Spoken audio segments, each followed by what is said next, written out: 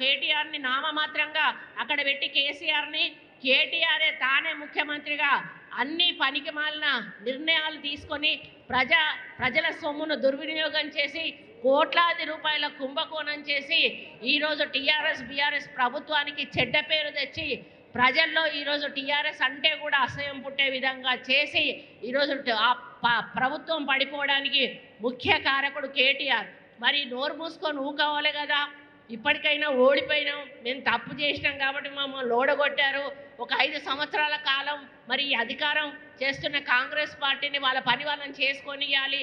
5 ఏళ్ల తర్వాత వాళ్ళు ఏం చేశారో ఏం చేయలేదు అప్పుడు ప్రజల ముందుకెళ్ళి ఓట్లు అడుగుదామనేటువంటి సోవి కూడా లేకుండా మనం గెలిచిన తెల్లారి నుంచే మన మీద విష ప్రచారం చేయడం ప్రారంభం చేసిండు.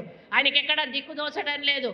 10 ఏళ్ల అధికారంలో మరి ఒక అనుభవంతో ఉండి అంటే అధికారాన్ని అనుభవించి ఒకటేసారి అధికారాన్ని చేతు జారిపోయే వరకు పిచ్చెక్కి ఏం చేస్తున్నాడో అర్థం కానట్టు పరిస్థితి ఉంది. ఆయనకి ఎటు చూసినా ఏం దొరుకుతలేదు. అటుపోయి ఇటుపోయి హైడ్రా అంటాడు, అటుపోయి ఇటుపోయి మూసి అంటాడు. అరే బాబు, మూసి గురించి నీకు తెలియదు ఏమున్నది? చేసిందంతా నువ్వే చేసి ఈరోజు కాంగ్రెస్ మీద నెట్టి మూసి అని చెప్పి మూసి నిర్వాసితులను ఈరోజు ఎందుకు నువ్వు రెచ్చగొడతా ఉన్నావు అని చెప్పి సందర్భంగా అడుగుతా ఉన్నాను. సరి అయిన కారణాలు చూపెట్టండి.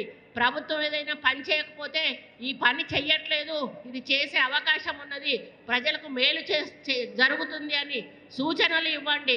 అంతేగాని ప్రభుత్వం చేస్తున్న మంచి పనులను ఇబ్బంది కలిగే విధంగా అడ్డుకుంటే మాత్రం సహించేది లేదు అని చెప్పి ఈ సందర్భంగా ఈ వేదిక మీద నుంచి కేటీఆర్ని హెచ్చరిస్తూ ఇప్పటి నుంచి అయినా కూడా ఒళ్ళు దగ్గర పెట్టుకొని ఆలోచనతోటి ఏ నిర్ణయమైనా తీసుకొని ప్రతిపక్ష నేతగా మంచి పరిపాలన మేము అందించే దిశగా సలహాలు సూచనలు ఇవ్వండి.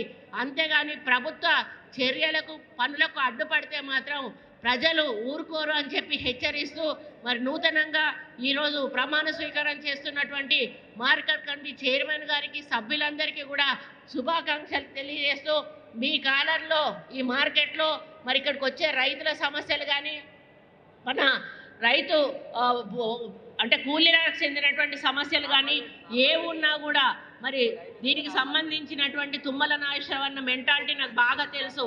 ఆయన ఏదైనా కూడా తనది అన్నట్టే తన సొంతం అన్నట్టుగానే చేస్తారు. ఈరోజు ఆయన డిపార్ట్మెంట్ మీద ఆయనకున్న పట్టు ఎవరికి కూడా ఉండదు.